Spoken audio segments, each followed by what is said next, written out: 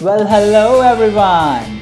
Welcome to the Layman Way, where we bring the explanation of the key concepts for UPSC preparations in a very fun and engaging way. Concepts from subjects like geography, polity, history, economy, and much more.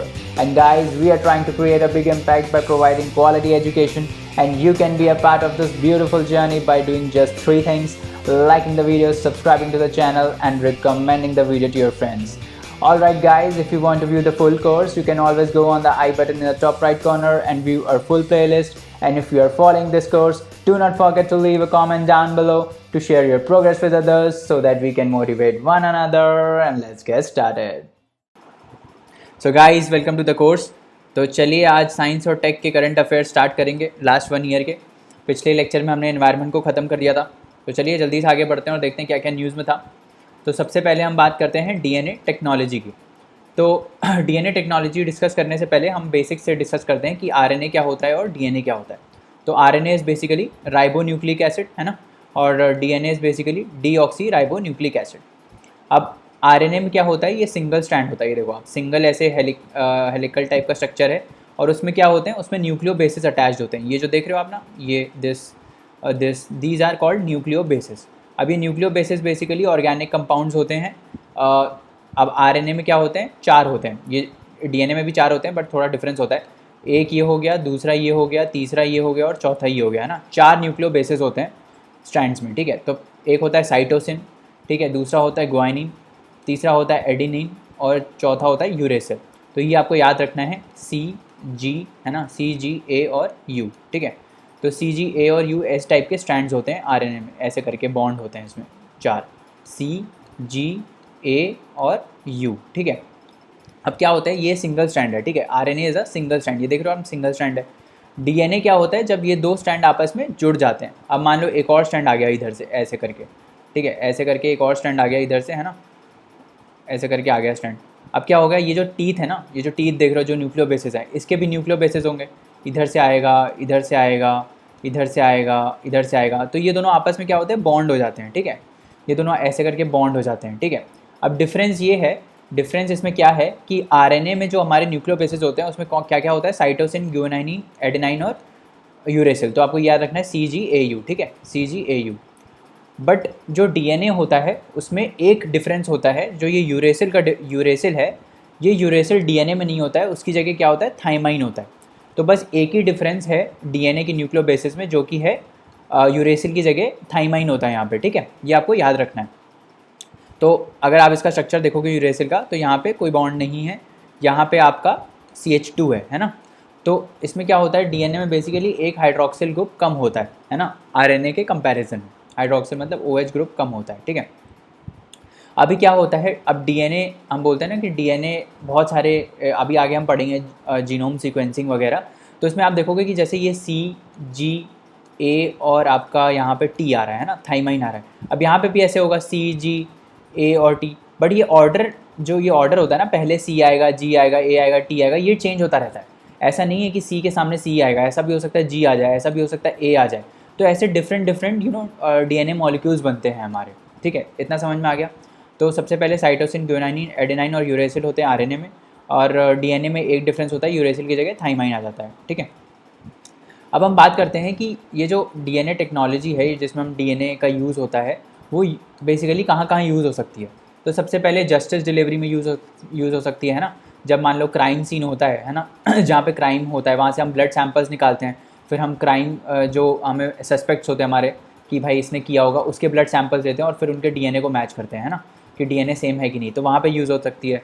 Health में use हो सकती है। Health में कैसे use हो सकती है कि भाई नई नई डिसीज़ेज़ जो आ रही हैं उनको उनके लिए वैक्सीन बनाने में, जैसे अभी कोरोना वायरस चल रहा है ना, तो कोरोना वायरस में क्या हो रहा है कि जो वायरस है वो म्यूटेट हो रहा है। तो म्यूटेशन का मतलब यही होता है कि ये जो बेस पेयर्स हैं उसके मॉलिक्यूल्स के जो बेस पेयर्स हैं वो चेंज हो रहे हैं। ये जो सीक्वेंस है CGAT का, ये चेंज हो रहा है ना।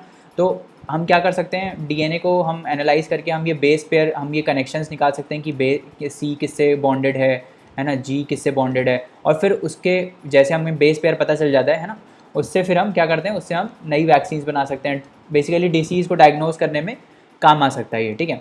उसके बाद एग्रीकल्चर में यूज़ हो सकता है ना।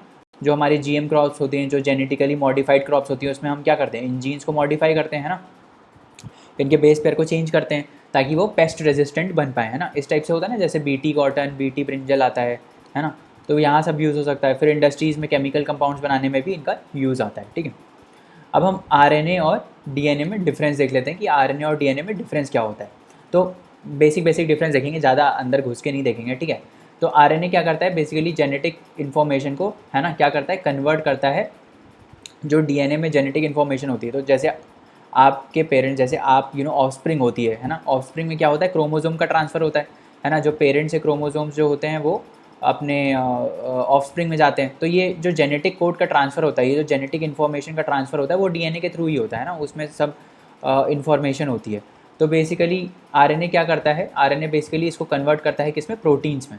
तो ये बेसिकली आरएनए क्या करता है, ये जो जेनेटिक इन्फॉर्मेशन होती है डीएनए के अंदर, है ना, जो ये जेनेटिक इन्फॉर्मेशन से ही वो प्रोटीन्स बनते हैं, है ना, उसको ये क्या करता है, ये मूव करता है इसको राइबोसोमल प्रोटीन फैक्ट्रीज में, जो बेसिकली ये बिल्ड करते हैं प्रोटीन्स को, ठीक है।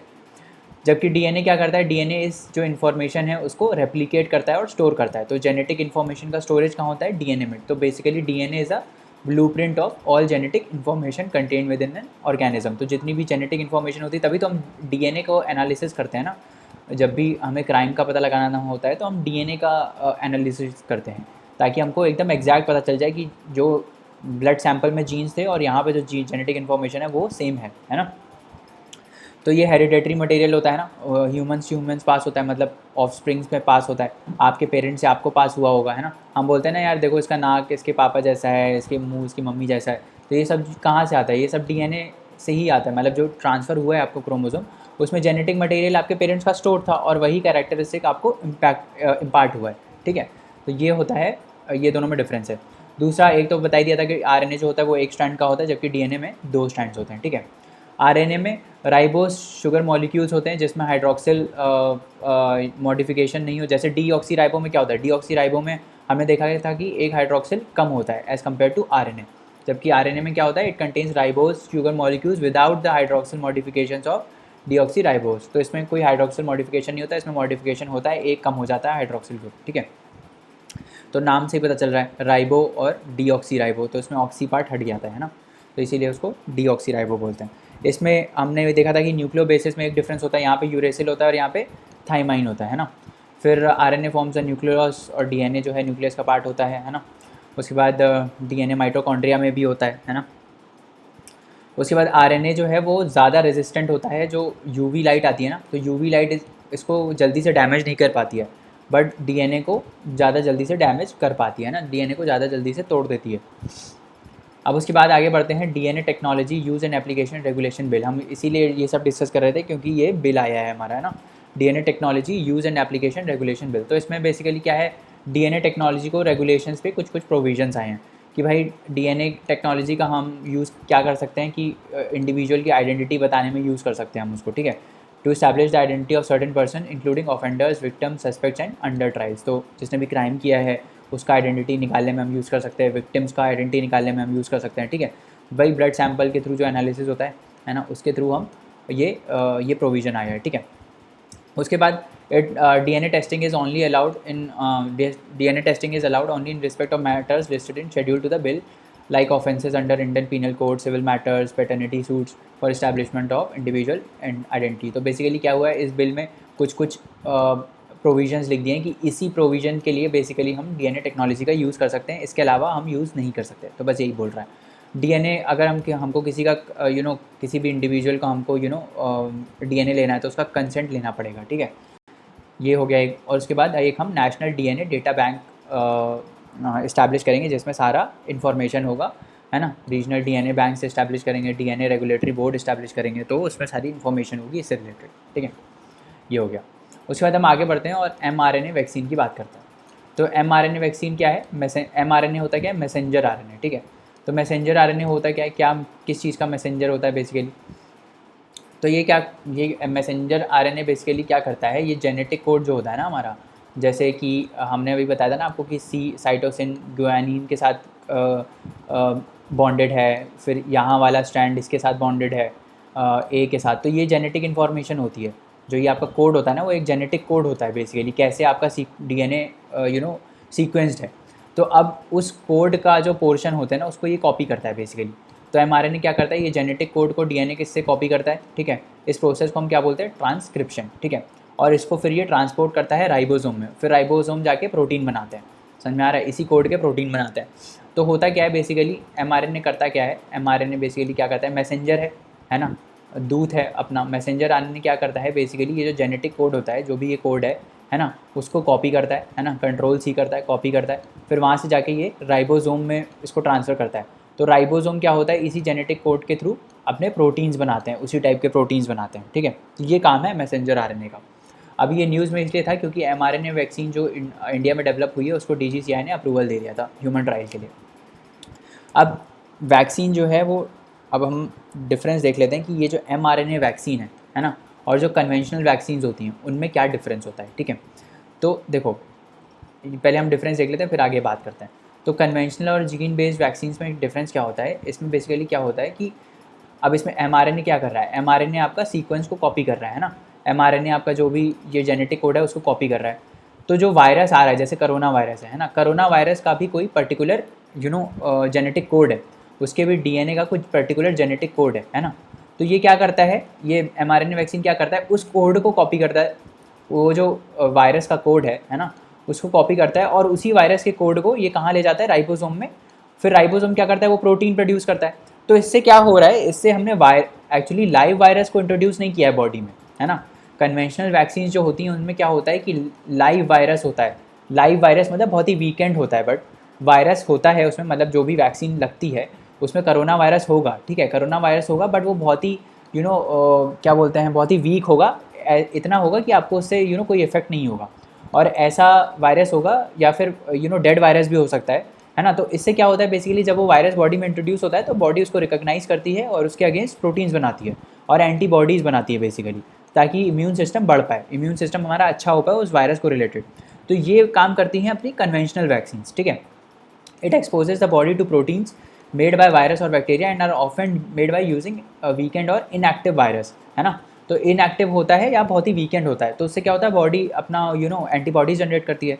अब वो एंटीबॉडीज जनरेट करने का प्रोसेस ये होता है कि जब वो वीकेंड वायरस इंट्रोड्यूस होता है तो उसका कोई सीक्वेंस होता है, जो कि जेनेटिक कोड होता है, जो कि पर्टिकुलर सीक्वेंस होता है, उसको बॉडी रिकॉग्नाइज करती है और उसके फिर अगेंस्ट हमारा बनता है एंटीबॉडी। तो इसी हमें चाहिए तो बस सीक्वेंस ही ना, सीक्वेंस हम दे देंगे तो हमारा एंटीबॉडी प्रोड्यूस हो जाएगा। तो क्या होता है, पहले उस वायरस का बाहर, जैसे कोरोना वायरस का बाहर डिकोडिंग किया जाता है, फिर उसका सीक्वेंस पता कर लिया जाता है कि भाई हाँ ये सीक्वेंस है इस वायरस में। फिर उसी सेम सीक्वेंस का mRNA बनाया जाता है। फिर वो mRNA बॉडी में इंट्रोड्यूस किया जाता है वैक्सीन के टाइप, और फिर जैसे ही वो सीक्वेंस बॉडी रिकॉग्नाइज करती है तो बॉडी क्या करती है, एंटीबॉडी प्रोड्यूस करना स्टार्ट कर देती है, ठीक है। तो जो हमारी जीन बेस्ड वैक्सीन है उसमें दो टाइप की होती हैं, एक होती है DNA, एक होती है RNA वैक्सीन। तो इसमें क्या होता है, instead of injecting a weakened form of virus, है ना, इसमें क्या होता है, it uses part of virus own genes to stimulate an immune response. In other words they carry genetic instructions for the host cells to make antigens, ठीक है, समझ में आ रहा है। तो इसमें बेसिकली क्या होता है, ये वायरस का इन्फॉर्मेशन, जिस टाइप का ये वायरस है ना, उस टाइप का वायरस ये बॉडी को बताती है कि इस टाइप का आप वायरस बनाओ। तो वो बॉडी वायरस खुद से अंदर से बनाती है एंटीजन, ये बेसिकली एंटीजन अंदर ही बनता है सेल के, ठीक है। और फिर जैसे ही ये एंटीजन बन जाता है, इस सीक्वेंस का एंटीजन बन जाता है, फिर बॉडी जो है वो एंटीबॉडी प्रोड्यूस करती है। तो both DNA and RNA vaccine deliver the message to the cells to create the desired protein, so the immune system creates response against this protein. तो ये जो बेसिकली ये वायरस होता क्या है, ये जो वायरस है कोरोना वायरस, ये है क्या, ये एक फॉर्म ऑफ प्रोटीन है, ठीक है, एक फॉर्म ऑफ प्रोटीन है जिसका पर्टिकुलर स्ट्रक्चर है ना। तो अगर हम यही प्रोटीन जो बाहर से आ रहा है, जिसको हम एंटीजन बोलते हैं, यही प्रोटीन अगर हम बॉडी के अंदर ही बना दें, है ना, अगर हम बॉडी के अंदर ही बना दें इसको, सिंथेटिक नहीं, मतलब बॉडी खुद ही से ही बना दे इस प्रोटीन को, तो इम्यून सिस्टम अपना स्ट्रांग हो जाएगा इस प्रोटीन से रिलेटेड। तो बाहर से जब भी आएगा तो ऑलरेडी बॉडी प्रिपेयर्ड होगी उसको फाइट करने के लिए, है ना। तो इसमें यही होता है। इसमें बेसिकली ये जो हम RNA वैक्सीन और DNA वैक्सीन को देते हैं, ये क्या करती हैं, ये इस प्रोटीन का इन्फॉर्मेशन देती हैं सेल्स को, और ये बोलती हैं कि इस टाइप का प्रोटीन आपको बनाना है, यही प्रोटीन हमारा एंटीजन है, ठीक है।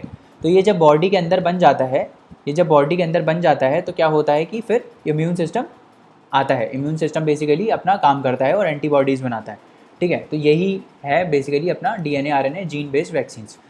तो अब ये जो mRNA वाला वैक्सीन है इसकी हम बात कर लेते हैं कि नॉर्मल वैक्सीन में क्या होता है, RNA vaccine work by introducing N mRNA sequence which is coded for a specific antigen, corona virus के लिए कोडेड होगा, और फिर उस हिसाब से बॉडी जो है अपना ये बेसिकली क्या होता है, एक टाइप का डुप्लीकेट चीज़ होता है, जैसे फर्स्ट कॉपी होता है ना, वैसे ही फर्स्ट कॉपी हम अपना जो है वो इंट्रोड्यूस कर देते हैं बॉडी के अंदर, तो बॉडी को लगता है ये तो रियल वायरस है, तो फिर वो क्या करती है, वो उसको फाइट करती है, ठीक है। तो यही है बेसिकली, प्रोटीन बनता है बॉडी के अंदर और डुप्लीकेट प्रोटीन बनता है, और फिर वो बॉडी जो है वो उसको रियल समझ के अपनी एंटीबॉडीज़ बनाती है, ठीक है, ये प्रोसेस है। उसके बाद आगे बढ़ते हैं और हम जीएम क्रॉप्स की बात करते हैं। तो जीएम क्या है, जेनेटिकली मॉडिफाइड क्रॉप्स, है ना, जैसे बीटी कॉटन और बीटी ब्रिंजल ये सब है। तो इसमें क्या होता है कि हम जीन्स को मॉडिफाई करते हैं, बाहर के किसी जीन को हम इंसर्ट करते हैं, ठीक है। तो genes are inserted into the crop from another species to give it some desired properties like pest resistance, herbicide tolerance, drought resistance, इस सब ये सब जो प्रॉपर्टीज़ है वो कहाँ से इम्पार्ट होती हैं, दूसरे जीन्स जो आते हैं ना उनसे इम्पार्ट होती है। तो हम बेसिकली क्या करते हैं, क्रॉप के सीड में दूसरे का जीन जो है, बाहर का जीन, उसको हम इंट्रोड्यूस कर देते हैं, और फिर जो उससे जो क्रॉप बनती है वो क्या होती है, पेस्ट रेजिस्टेंट होती है, जो भी प्रॉपर्टी होगी उसकी, हाई हर्बिसाइड टॉलरेंट होती है, ड्रॉट रेजिस्टेंट होती है। तो इस टाइप से हम जीएम क्रॉप्स को बनाते हैं। अभी जो है इंडिया में सिर्फ बीटी कॉटन जो है वो परमिटेड है। ये किसके अंदर इसको रेगुलेट किया जाता है, एनवायरमेंटल प्रोटेक्शन एक्ट, और कौन सी बॉडी है, जेनेटिक इंजीनियरिंग अप्रेजल कमेटी, वही इसका अप्रूवल देती है कि कौन सी जीएम क्रॉप अलाउड है। अब ये जो जेनेटिक इंजीनियरिंग अप्रेजल कमेटी है, ये किसके अंदर है, Ministry of environment, forest and climate change के अंदर आती है, ठीक है। एपेक्स बॉडी है ना, सबसे ऊपर वाली बॉडी है जो ये एक्टिविटीज़ को, जो जितने भी ऑर्गेनिज्म से रिलेटेड एक्टिविटीज़ होती है ना, हैजार्डियस ऑर्गेनिजम्स, माइक्रो ऑर्गेनिजम्स, और उनके रिकॉम्बिनेशन से, रिकॉम्बिनेशन मतलब जैसे बाहर का जीन हमने अभी क्रॉप में डाला तो इसको हम रिकॉम्बिनेशन बोलते हैं, ठीक है। तो ये जितनी भी ये वाली टेक्नोलॉजीज़ होती हैं उनसे रिलेटेड जीईएसी हमको राइट्स देती है, ठीक है। फिर आगे बात करते हैं, रिसेंटली एक पुणे का अगरकर रिसर्चर इंस्टीट्यूट है, उसने नए जीन्स को मैप किया। ये वीट के जीन्स हैं। आपको बस इसमें याद रखना है कि ये जो RH14 और RH18 है, ये किससे रिलेटेड है, वीट से। ये जीन्स जो रिलेटेड है वो वीट से रिलेटेड है, ऐसे ही पूछेगा बस, है ना। बस आपको ये याद रखना है कि RH14 और RH18 किससे रिलेटेड है, वीट से। किसने डेवलप किया है, Pune based Agarkar researcher institute ने। अब आगे बात करते हैं जीनोम सीक्वेंसिंग की, ठीक है। न्यूज़ में क्या होता है, क्योंकि इंडिजन प्रोग्राम का अभी रिजल्ट डिक्लेयर हुआ है, CSIR ने रिजल्ट डिक्लेयर किया है, तो उसको हम बोलते हैं तो इसीलिए ये न्यूज़ में था। तो हम पहले जीनोम सीक्वेंसिंग की बात कर लेते हैं कि ये जीनोम सीक्वेंसिंग होता क्या है। तो जब हम DNA पढ़ रहे थे, है ना, जब हम DNA पढ़ रहे थे तो हमने देखा था कि DNA में ऐसे होता है, ये 4 वो होते हैं ना, साइटोसिन, है ना, गुआनिन, एडेनाइन और थाइमाइन, है ना। और यहाँ पे भी होता है, ये वाला जो स्ट्रैंड आएगा यहाँ पे भी ऐसे ही कुछ होगा, ठीक है। यहाँ पे भी इधर से होगा, ऐसे करके बॉन्डिंग होगी। तो देखो अब ये जैसे मैं बता रहा था ना कि यहाँ पे साइटोसिन है, तो ये वाला जो स्ट्रैंड है यहाँ पे साइटोसिन भी हो सकता है, यहाँ पे गुआनिन भी हो सकता है, यहाँ पे एडेनाइन भी हो सकता है, और यहाँ पे थाइमाइन भी हो सकता है। तो ये डिफरेंट जो पेयर्स बनते हैं ना, अब ये एग्जैक्टली C जो है वो किससे बॉन्डेड है, C से है कि G से है कि A से है, इसको जब हम पता लगा लेते हैं किसी स्ट्रैंड में, उसको हम बोलते हैं जीनोम सीक्वेंसिंग। जीनोम सीक्वेंसिंग मतलब एग्जैक्ट ऑर्डर जो पेयर्स का है वो कैसा है, मतलब C से बॉन्डेड है कि C G से बॉन्डेड है कि C A से बॉन्डेड है, ये हम पता लगाते हैं इसमें, है ना। तो उसको हम बोलते हैं जीनोम सीक्वेंसिंग, कि ये सीक्वेंस कैसा है बेसिकली, ठीक है, उसको हम बोलते हैं जीनोम सीक्वेंसिंग। तो बेसिकली जीनोम क्या होता है, सबसे पहले तो हम बात करते हैं जीनोम क्या होता है। ये जो पूरा आपने देखा ना सिस्टम, ये जो पूरा बॉन्डिंग और ये सब देखा, ये बेसिकली क्या है, ये आपकी जेनेटिक इन्फॉर्मेशन है, कोई पर्टिकुलर सेट ऑफ कोड है जो आपके पर्टिकुलर जेनेटिक इन्फॉर्मेशन को रिप्रेजेंट करता है। तो जीनोम वही होता है। जीनोम क्या होता है, एक ऑर्गेनिज्म का सेट ऑफ DNA होता है, जितने भी DNA हैं आपके बॉडी में, उन सब का कंप्लीट सेट होता है। बेसिकली इसमें सारे क्रोमोसोम्स होते हैं। क्रोमोसोम में क्या होता है, क्रोमोसोम में यही तो होता है, क्रोमोसोम में आपका प्रोटीन होता है और DNA होता है ना, प्रोटीन होता है और साथ में उसके DNA होता है, जिसमें सारा आपका कंप्लीट इन्फॉर्मेशन होता है, आपके जेनेटिक इन्फॉर्मेशन पूरा होता है उसमें, ठीक है।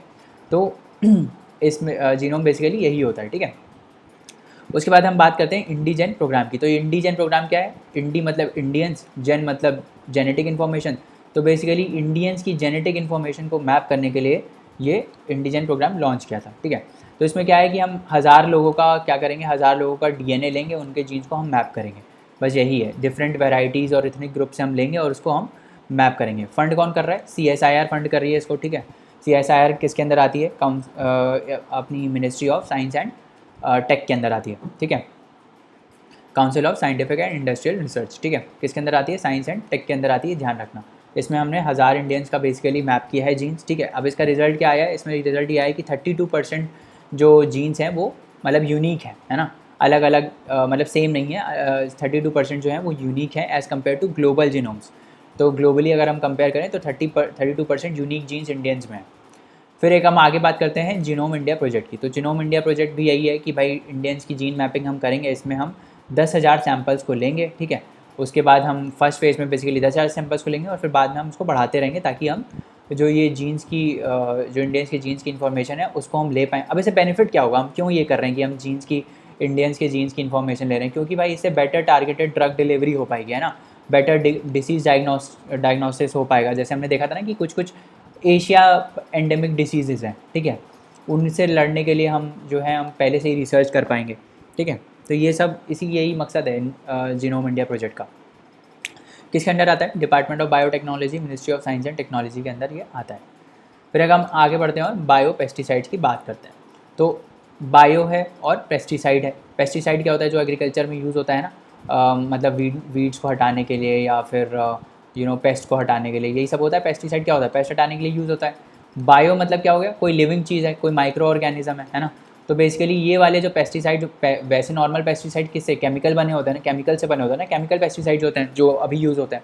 बायो पेस्टिसाइड्स मतलब जो माइक्रो ऑर्गेनिज्म से बने होते हैं उसको हम बायो पेस्टिसाइड्स बोलते हैं।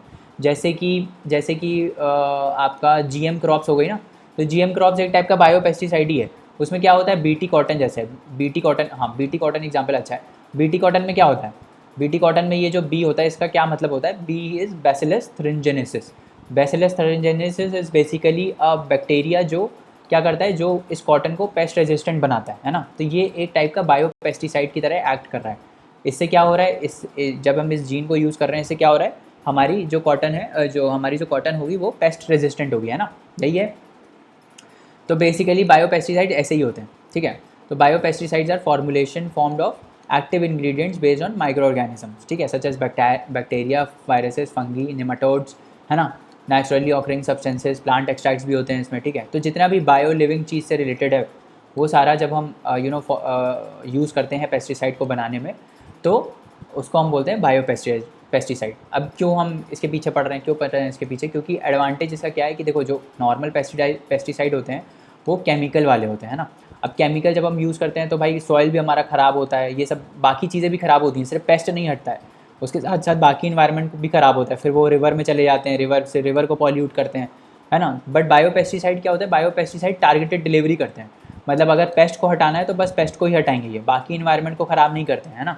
तो रिस्पॉन्स इसका अच्छा होता है, टारगेटेड डिलीवरी होती है, लेस टॉक्सिक होते हैं, है ना। ओवरऑल से वो सारे इकोसिस्टम को ख़राब नहीं करते हैं, सिर्फ जो उनका काम है बस वो वही परफॉर्म करते हैं, ठीक है। तो ये सब बेनिफिट्स हैं। अब टाइप्स ऑफ बायो पेस्टिसाइड्स की अगर हम बात करें तो एक होता है माइक्रोब्स, जो हमने बीटी कॉटन की बात करी है ना, that is a kind of microbe only. तो इसमें क्या होता है, ऑर्गेनिज्म जैसे bacteria, fungi, for example BT, ठीक है। मोर टारगेटेड डिलीवरी होती है कन्वेंशनल और केमिकल पेस्टिसाइड्स के कंपैरिजन। फिर कुछ कुछ जो नेचर में सब्सटेंसेज होते हैं जैसे प्लांट एक्सट्रैक्ट वगैरह की हमने बात करी थी, है ना, तो वो सब इसमें आ गए। प्लांट मटेरियल जैसे corn, gluten, garlic oil, black pepper, ये सब भी यूज़ हो सकते हैं, है ना। इंसेक्ट हार्मोन्स, उसके बाद और कौन सा है, प्लांट इनकॉर्पोरेटेड प्रोटेक्टेंट्स। फिर इसमें क्या होता है, जीन्स और प्रोटीन्स होते हैं जो हमारे प्लांट्स में होते हैं, जो जेनेटिकली इंजीनियर्ड होते हैं, ठीक है। तो इसमें हम क्या करते हैं कि प्लांट्स में बेसिकली जो प्लांट्स होते हैं हमारे, जैसे बीटी कॉटन ही है बेसिकली, तो जो ये बीटी कॉटन है, जो जीएम क्रॉप्स होती हैं अपनी, वो क्या होती हैं, वो यही तो होती हैं कि हम प्लांट्स में क्या करते हैं, बाहर से कोई जीन डालते हैं या प्रोटीन डालते हैं, वो फिर इम्पार्ट करता है, तो उसी को ही यही बोल रहा है, प्लांट इनकॉर्पोरेटेड प्रोटेक्टेंट्स वही होते हैं, ठीक है। अब आगे बढ़ते हैं और national biomedical resource indigenisation consortium की बात करते हैं। क्या है ये national biomedical resource indigenisation consortium, नाम से देखो, बायोमेडिकल का रिसोर्स का हमको क्या करना है, इंडिया में ही कुछ चीज़ बनानी है, इंडिजनाइजेशन करना है ना। तो बेसिकली बायोटेक्नोलॉजी से जितनी भी रिलेटेड रिसर्च है ना, फैसिलिटीज़ हैं, उसको हम इंडिजनाइज़ करेंगे। अभी क्या होता है, जैसे मान लो जो APIs हैं हमारे, जो हमारी ड्रग बनती है उसके लिए जो APIs हैं वो चाइना से इम्पोर्ट होते हैं, है ना। तो इसको हम हटाएंगे बेसिकली, इसके लिए हम इंडिया में ही फैसिलिटीज़ प्रोवाइड करेंगे, इंडिया में रिसर्च लाएंगे। तो उसी की ये बात कर रहा है, उसी के लिए एक कंसोर्टियम बनाया गया है ना, उसी के लिए कंसोर्टियम बनाया गया है, जो कि मतलब है नेशनल, जो कि जिसका नाम है national biomedical resource indigenisation consortium. अभी ये किसने कंस्टिट्यूट किया है? ये डीबीटी ने कंस्टिट्यूट किया है। बायोमेडिकल, ऑब्वियसली बायोमेडिकल है तो बायोटेक्नोलॉजी वाली डिपार्टमेंट ने कंस्टिट्यूट किया होगा। किसके अंदर आता है? Ministry of Science and Tech के अंदर आता है, ठीक है। अब NBRIC की बात कर लेते हैं तो क्या करता है? It is hosted and led by centre for cellular and molecular platforms, ठीक है। ये इनको होस्ट करते हैं, ठीक है। उसके बाद है क्या ये बेसिकली एक पब्लिक प्राइवेट पार्टनरशिप को एक बेसिकली पब्लिक प्राइवेट पार्टनरशिप को ये बेसिकली प्रोवाइड करेगा, ताकि हम जितनी भी रिसर्च हो रही है और प्रोडक्ट रिसोर्सेज हैं और जितने भी हम फैसिलिटीज़ हैं रिएजेंट्स बनाने के लिए, डायग्नोस्टिक्स करने के लिए, वैक्सीन्स बनाने के लिए और थेरापेटिक्स बनाने के लिए, कोविड-19 के लिए, उन सबको हम कन्वर्ट कर पाएँ, एक प्लेटफॉर्म पे ला पाएँ, ठीक है। एक तो ये काम करेगा। मेक इन इंडिया इनिशिएटिव है, इंडिया में हम बायोमेडिकल रिसर्च और इनोवेटिव प्रोडक्ट्स को प्रमोट करेंगे और हम इम्पोर्ट सब्स्टिट्यूशन करेंगे। जैसे कि मैंने बात किया था API को, जो भी बाहर से API आ रहा है चाइना से, उसको हम हटा के इंडिया में ही बनाएंगे उसको, ठीक है। फिर हम मैन्युफैक्चरिंग इंटरप्राइजेस इस्टेब्लिश करेंगे बायोमेडिकल रिसोर्सेज के लिए, कैपेबिलिटीज़ को इन्हांस करेंगे, कैपेसिटी बढ़ाएंगे, रिक्वायरमेंट को एनालाइज करेंगे और उसको एड्रेस करने की हम कोशिश करेंगे। तो यही सब है किसमें? NBRIC में, ठीक है। फिर आगे बात करते हैं हम BBX11 की। ये BBX11 क्या है? बेसिकली आपको बस याद करना है कि ये एक जीन है। ये जीन क्या करता है? जो ग्रीनिंग होती है ना, पत्ते जैसे आप देखोगे कि जो लीव्स होती है वो क्या होती है? ग्रीन कलर की होती है। वो ग्रीन कहाँ से आता है? वो ग्रीन क्लोरोफिल से आता है बेसिकली, ठीक है। तो ये ग्रीनिंग, जो ग्रीन फोटोसिंथेसिस होता है उससे ग्रीनरी आती है। तो अब इसका जब फोटोसिंथेसिस का प्रोसेस आप देखोगे ना, तो उसमें क्या होता है कि एक कंपाउंड होता है, इसको बोलते हैं प्रोटोक्लोरोफिलाइड। ये नाम है प्रोटो, इतना टफ नाम है, प्रोटोक्लोरोफिलाइड जो है, ये बेसिकली क्या करता है? ये जब क्लोरोफिल बन रहा होता है ना, तो उसके इंटरमीडिएट बीच में ये बनता है प्रोटोक्लोरोफिलाइड, ठीक है। It is an intermediate in biosynthesis of chlorophyll. तो इसी से बेसिकली क्या होता है? ग्रीनिंग ऑफ प्लांट्स होती है, मतलब ग्रीन कलर इसी से इम्पार्ट होता है। तो अब ये नया जीन इन्होंने बना दिया है जो क्या करेगा? ये ग्रीनिंग ऑफ प्लांट्स करेगा। कैसे करेगा? क्योंकि देखो ये फोटोक्लोरोफिलाइड जो है यही ग्रीनरी प्रोवाइड करता है, तो इसके लेवल्स को ये रेगुलेट करेगा। ये जीन जो है वो इनके जो लेवल्स है उसको रेगुलेट करेगा। उस जीन का नाम क्या है? BBX11। बस इतना याद रखना है, ज़्यादा डीप में पढ़ने वाली बात नहीं है। फिर आगे बढ़ते हैं, centre for biopharma analysis CBA Pune की बात करते हैं। क्या है ये सेंटर फॉर बायोफार्मा एनालिसिस? पहले तो ये कहाँ पर है? पुणे में है। किसके अंडर है? बायोफार्मा है तो बायोटेक्नोलॉजी के अंदर होगा, तो डिपार्टमेंट ऑफ बायोटेक्नोलॉजी के अंडर है। क्या करेगा? क्यों क्रिएट किया हमने? ये बेसिकली एनालिटिकल सर्विसेज प्रोवाइड करेगा बायोफार्मा के जो डेवलपर्स हैं और मैन्युफैक्चरर्स हैं ना, उनके लिए ये एनालिटिकल सर्विसेज प्रोवाइड करेगा, ठीक है। तो इसमें बेसिकली क्या है? इसमें बेसिकली हम वैक्सीन, इससे होगा क्या? बेसिकली जो वैक्सीन्स बन रही हैं, ड्रग्स बन रही हैं और जो डायग्नोसिस फैसिलिटीज़ हैं, उनका फास्ट ट्रैक डेवलपमेंट हो पाएगा, ठीक है। वही ये बेसिकली इसका मकसद है। उसके बाद ये किसके अंदर लॉन्च हुआ है? नेशनल बायोफार्मा मिशन के अंदर इसको बनाया गया है। नेशनल बायोफार्मा मिशन की अगर हम बात करें तो ये किसके अंदर है? DBT फंड कर रहा है इसको। क्या है नेशनल बायोफार्मा मिशन? नेशनल है मतलब इंडिया के अंदर बनाएंगे, बायोफार्मा मतलब बायो से रिलेटेड जितनी भी ड्रग्स वगैरह हैं, ड्रग्स हो गई है ना, और रिसर्च फैसिलिटीज़ हो गई, डायग्नोसिस हो गई, यही जो हम सब बात कर रहे हैं ऊपर, है ना। उसके लिए हम क्या करेंगे? उसके लिए हम उसका डिज़ाइन हब बनाएंगे बेसिकली इंडिया को, ताकि ये सब इंडिया में ही हो पाए, है ना, बाहर से कुछ इंपोर्ट सर्विसेज ना हो। तो डिज़ाइन करेंगे, डेवलपमेंट करेंगे, ताकि हम अफोर्डेबल इफेक्टिव बायोफार्मा प्रोडक्ट्स को बना पाएँ, है ना। इसको फंड किसने किया है? नेशनल बायोफार्मा मिशन को गवर्नमेंट ऑफ इंडिया तो कर ही रही है, उसके साथ साथ वर्ल्ड बैंक ने भी इसको पैसा दिया है, ठीक है। बिराग जो है इसकी क्या है? इम्प्लीमेंटिंग पार्टनर है। रिसर्च असिस्टेंट काउंसिल नाम है, biotechnology industry research assistant council ऐसा नाम है इसका। देख लेना एक बार बिराग का फुल फॉर्म क्या है। बायोफार्मा है कि बायोटेक्नोलॉजी है? बायोफार्मा है वैसे शायद, इंडस्ट्रियल रिसर्च असिस्टेंट काउंसिल ऐसा कुछ नाम है, देख लेना एक बार, है ना। तो ये बेसिकली DBT के अंदर आती है। इम्प्लीमेंटिंग पार्टनर है किसका? ये नेशनल बायोफार्मा मिशन का ये इम्प्लीमेंटिंग पार्टनर है, ठीक है। चलो तो चलिए दोस्तों, आज के लिए इतना रहने देते हैं, बाकी कंसेप्ट्स नेक्स्ट लेक्चर में पढ़ेंगे। और जाने से पहले लाइक शेयर सब्सक्राइब करना ना भूलें, चैनल को रिकमेंड करें अपने दोस्तों को, और आप हमको अपने डाउट्स और क्वेरीज़ जो हैं वो queries@thelaymanway.com पे भेज सकते हैं, जहाँ पे हम आपका रिप्लाई इंस्टेंटली करेंगे। तो चलिए नेक्स्ट लेक्चर में मिलते हैं, तब तक पढ़ते रहिए, हार्ड वर्क करते रहिए। Thank you so much, bye bye and take care.